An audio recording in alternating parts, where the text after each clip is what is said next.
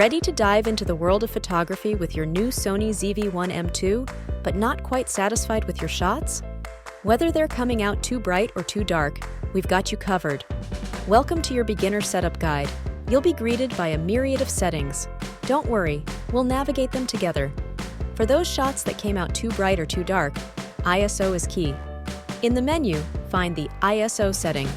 A lower ISO, like 100 or 200, is perfect for bright days, while a higher ISO, around 800 or more, will illuminate your shots in dimmer settings.